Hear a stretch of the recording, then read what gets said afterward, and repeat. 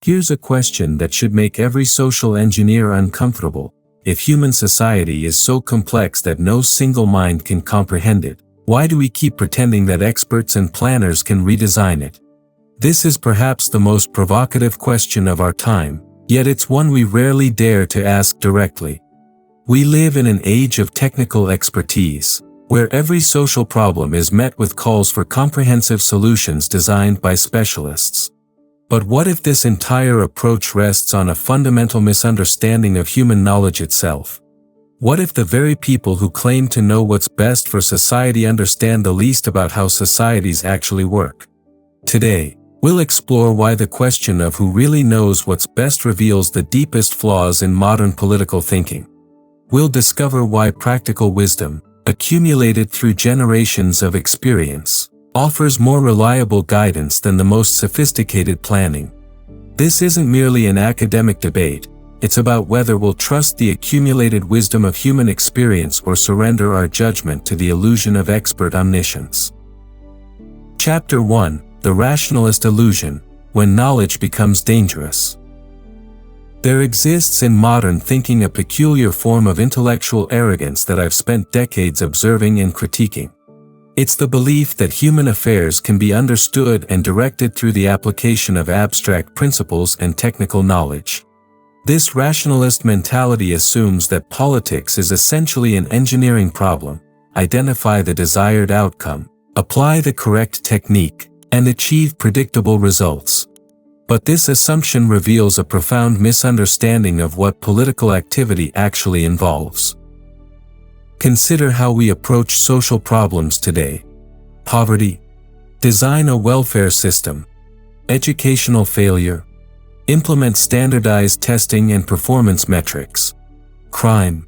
Create comprehensive criminal justice reform based on statistical analysis. Each response follows the same pattern: reduce complex human realities to manageable variables, then manipulate those variables according to abstract theories. This technical approach seems reasonable until we examine its consistent record of unintended consequences. The rationalist believes knowledge exists primarily in explicit form, in theories, principles, and systems that can be articulated and taught. But this represents only a fragment of human knowledge. Most of what we actually know about navigating social life exists as practical knowledge, embedded in customs, traditions, and habits that we've inherited rather than invented. This practical knowledge cannot be reduced to formulas or blueprints because it encompasses the accumulated wisdom of countless individuals responding to particular circumstances over generations. When I reflect on my years at Cambridge and later experiences, I'm struck by how often the most important insights about human conduct emerged not from theoretical study but from participation in the ongoing conversation of civilized life. The soldier learns to read terrain not from manuals but through experience. The craftsman develops skill through practice, not theory. Similarly, political wisdom develops through engagement with the particular traditions and practices of a political community, not through abstract reasoning about ideal arrangements. The danger of rationalist thinking isn't that it seeks improvement.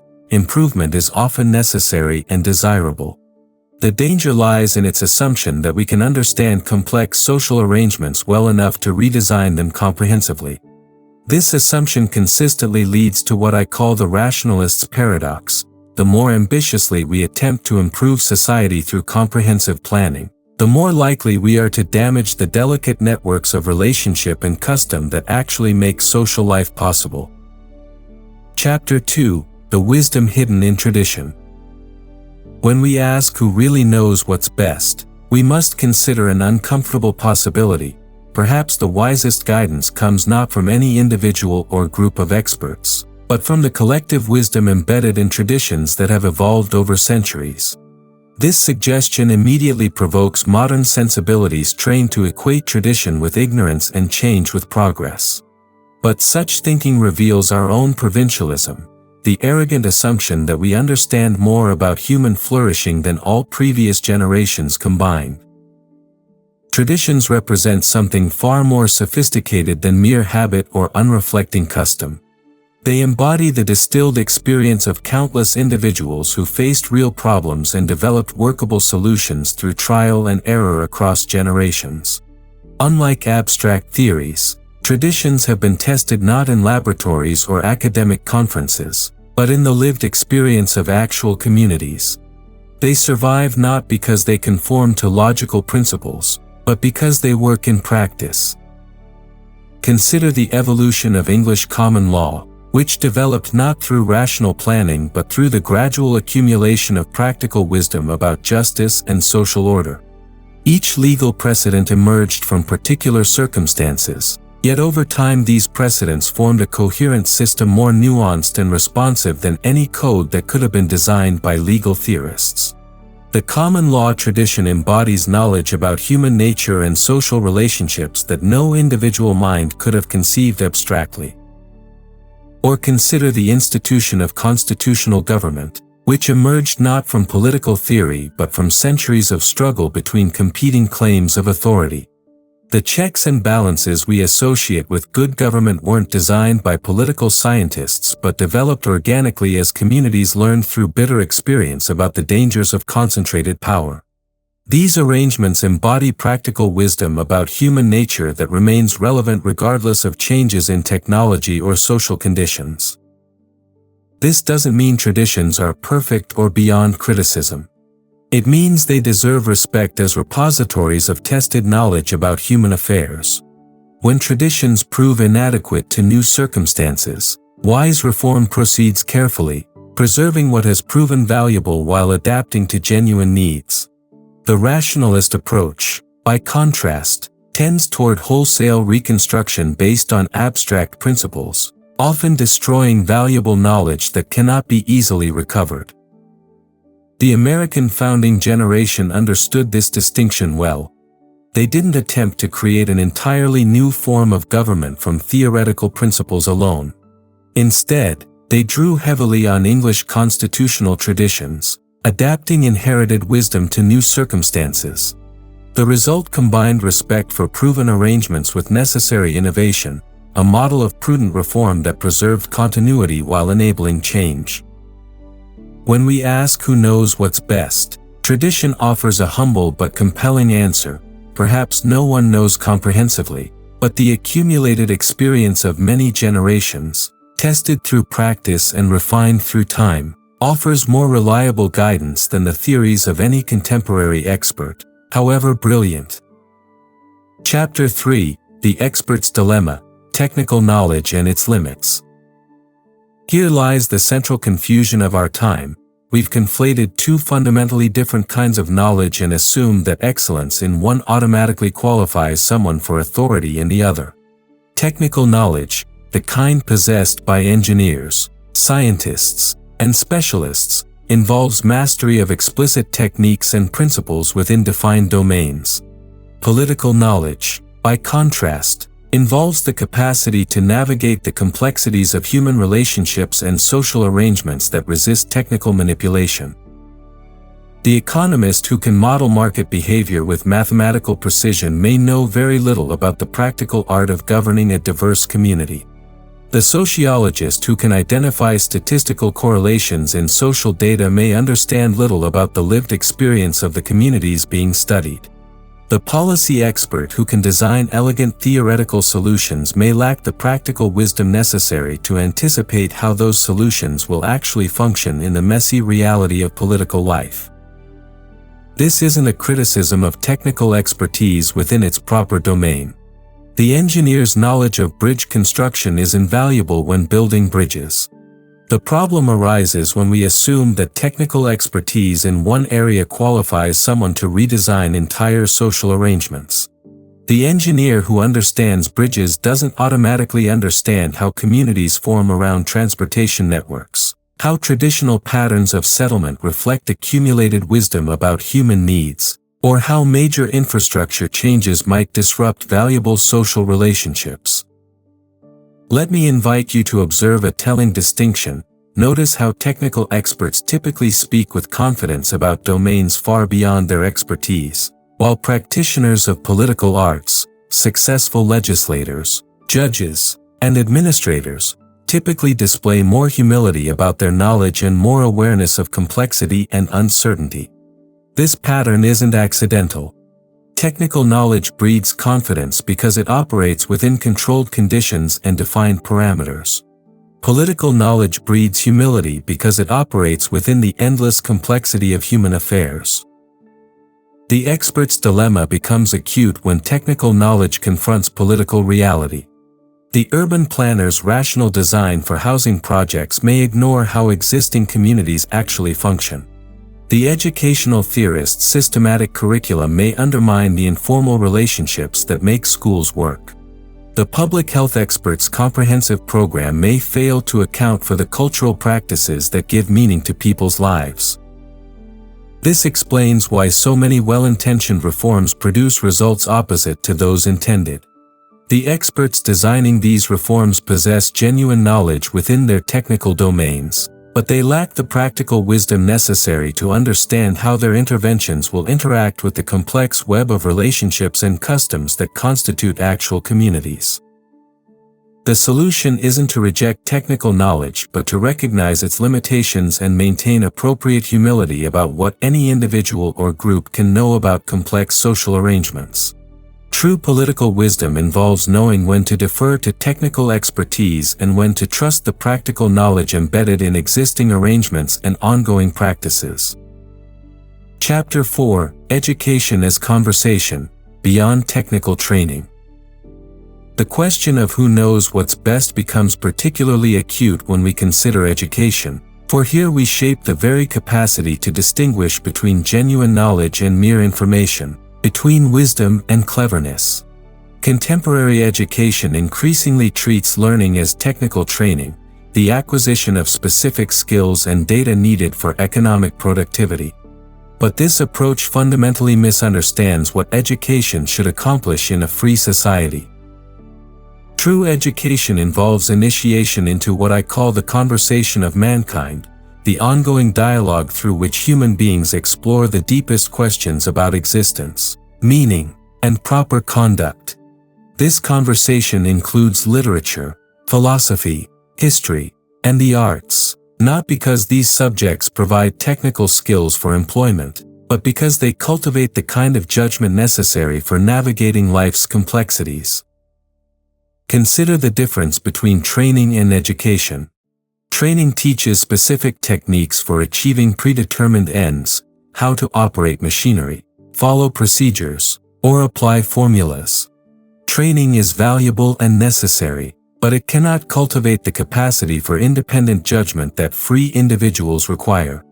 Education, properly understood, introduces students to the various voices in human conversation, the scientific voice concerned with precise knowledge, the practical voice concerned with conduct and politics, and the poetic voice concerned with meaning and beauty.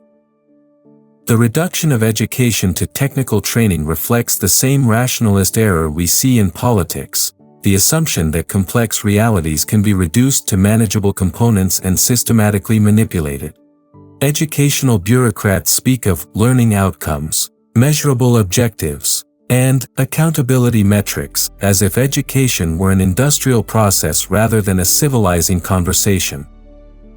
This technical approach to education produces individuals who may possess impressive technical skills but lack the cultural literacy necessary for thoughtful citizenship. They can manipulate information but cannot distinguish between information and knowledge. They can solve technical problems but cannot navigate moral complexities. They can compete in economic markets but cannot participate meaningfully in the conversation that sustains civilized life. Universities particularly suffer from this confusion. They increasingly function as vocational training centers rather than institutions devoted to liberal learning. Students arrive expecting to acquire marketable skills and leave having missed the opportunity to develop the kinds of understanding that make human life rich and meaningful. Faculty members, pressed to demonstrate the practical utility of their disciplines, abandon their proper role as initiators into traditions of inquiry. The irony is profound. In our eagerness to make education practical, we've made it less useful for the most important practical tasks of human life, developing judgment, understanding our cultural inheritance, and participating thoughtfully in the ongoing conversation about how we should live together. These capacities cannot be reduced to technical skills or measured by standardized tests, but they represent the most essential knowledge for anyone who would claim to know what's best for human communities. Real education cultivates intellectual humility, the recognition that the most important questions resist easy answers and that wisdom emerges through patient engagement with inherited traditions of inquiry rather than through revolutionary breaks with the past.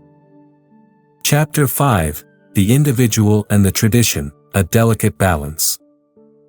Now I invite you to reflect on a paradox that strikes at the heart of who really knows what's best. Genuine individuality and authentic freedom emerge not through rejection of tradition but through creative engagement with inherited ways of life.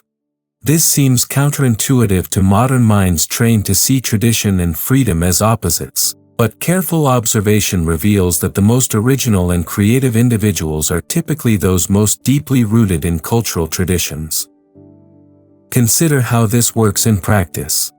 The great artist doesn't create from nothing but transforms inherited techniques and conventions in novel ways. Shakespeare drew heavily on classical sources and contemporary dramatic conventions, yet created works of unprecedented originality. Mozart mastered traditional musical forms before developing his distinctive style. In each case, creative individuality emerged through deep engagement with tradition, not through rejection of it. This pattern applies beyond the arts to all domains of human achievement. The scientist makes discoveries by building on inherited knowledge while questioning particular assumptions. The political leader achieves greatness by understanding traditional practices deeply enough to adapt them to new circumstances.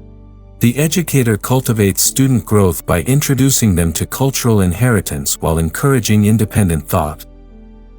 The rationalist approach to individuality, by contrast, assumes that freedom requires liberation from all inherited constraints.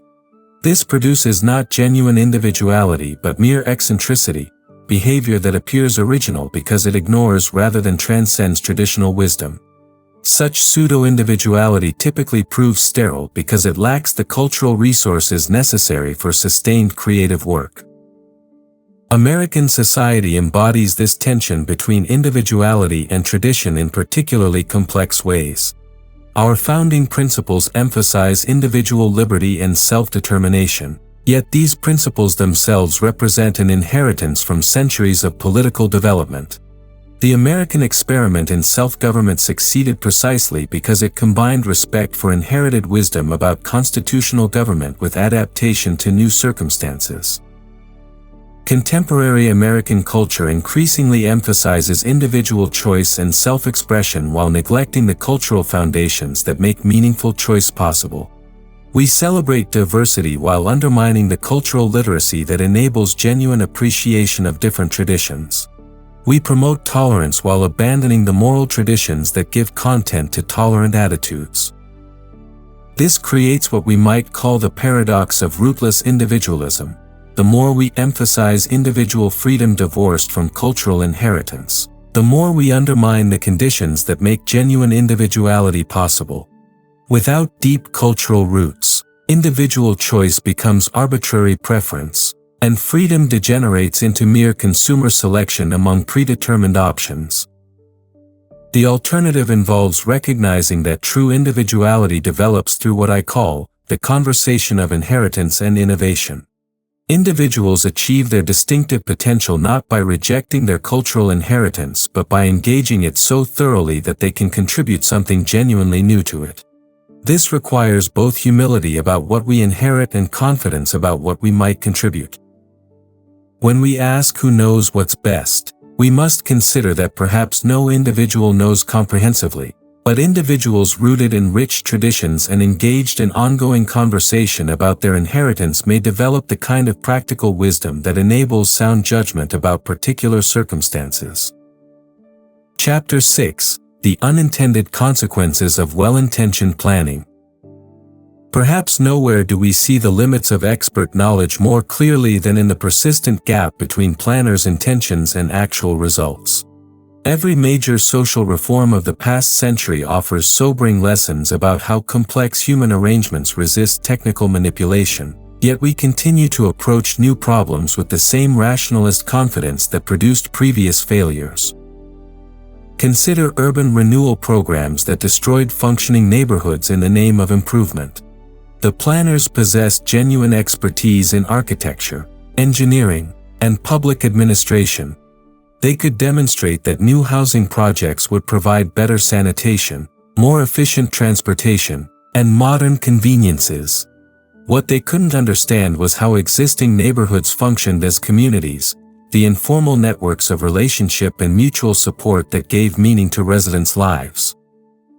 The result was predictable to anyone familiar with the complexity of human arrangements: physical improvements combined with social devastation. New housing projects became centers of crime and social pathology precisely because they disrupted the subtle web of relationships that had made the old neighborhoods livable. The planners' technical knowledge was accurate within its domain, but their ignorance of practical knowledge about community life produced results opposite to their intentions. Similar patterns appear across domains. Educational reforms based on learning theory often undermine the informal relationships between teachers and students that make real education possible. Healthcare reforms based on efficiency models often destroy the continuity of care that enables effective treatment. Criminal justice reforms based on social science research often ignore the local knowledge that makes policing effective. Each case follows the same pattern. Technical experts identify genuine problems and design rational solutions based on their specialized knowledge. But their solutions consistently fail to account for the practical knowledge embedded in existing arrangements, knowledge that cannot be reduced to explicit principles or systematic theories. This doesn't mean existing arrangements are perfect or that reform is never necessary. It means that wise reform requires what we might call practical prudence, the capacity to distinguish between what genuinely needs changing and what should be preserved, between innovations that enhance existing wisdom and changes that destroy valuable knowledge. The American founders understood this distinction when they designed our constitutional system.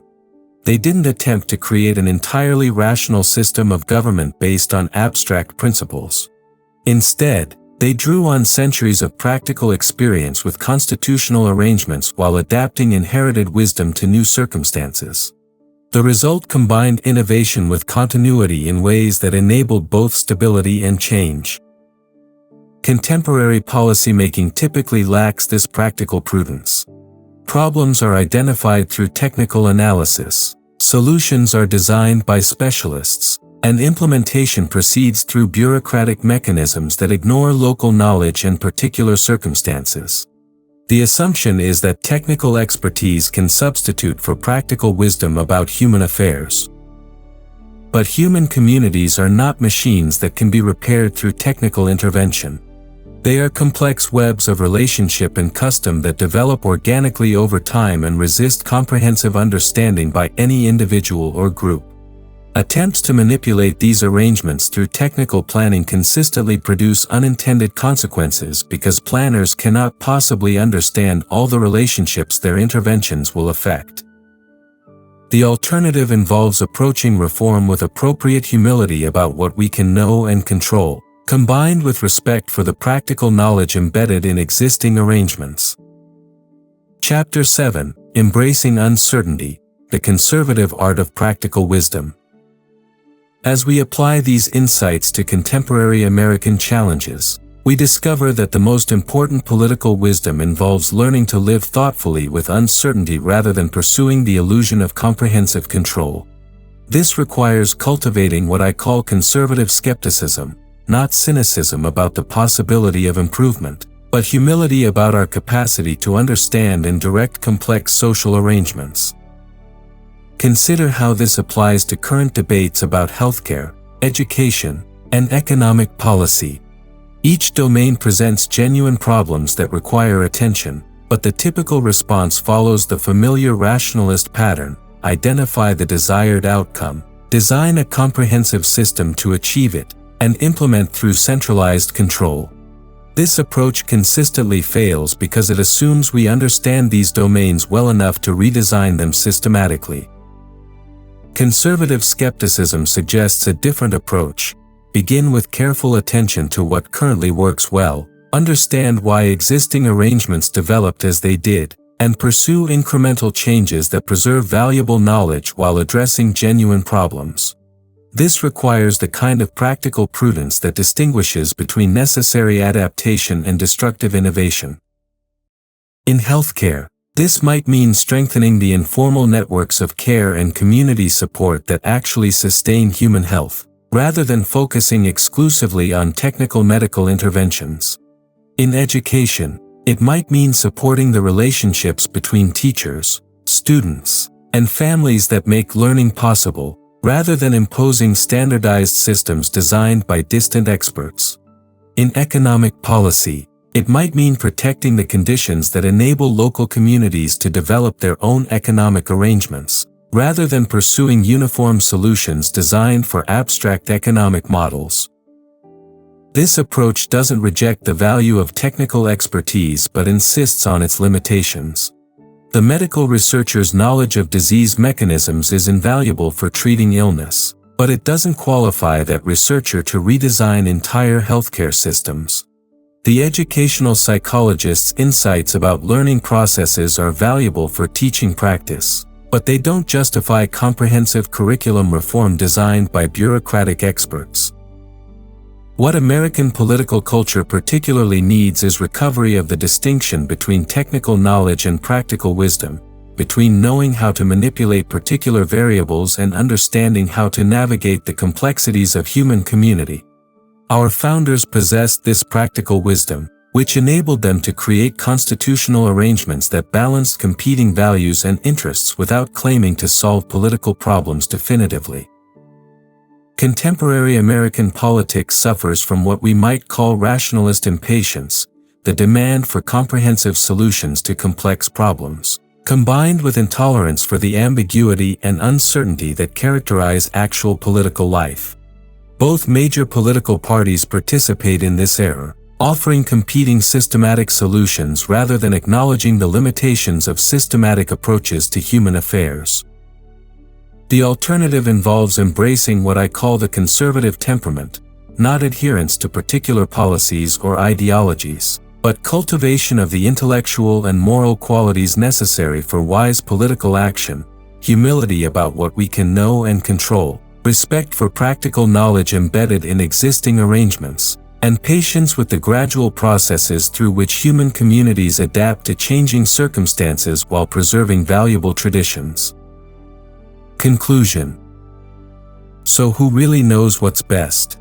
Perhaps the question itself reveals our deepest error, the assumption that someone should know comprehensively what's best for complex human communities. The practical wisdom I've tried to share suggests a more humble answer. We might know enough to navigate particular circumstances thoughtfully, drawing on inherited wisdom while remaining open to necessary adaptation. This requires abandoning the rationalist dream of comprehensive control in favor of what we might call the conservative art of practical judgment. It means respecting the knowledge embedded in traditions while maintaining the capacity for prudent reform. Most importantly, it means recognizing that political life is not a problem to be solved but a conversation to be sustained, a conversation in which each generation contributes its insights while learning from the accumulated wisdom of those who came before. In this conversation, the question becomes not who knows what's best, but how we might participate thoughtfully in the ongoing human project of learning to live together well. This, I believe, represents the deepest wisdom available to political beings like ourselves.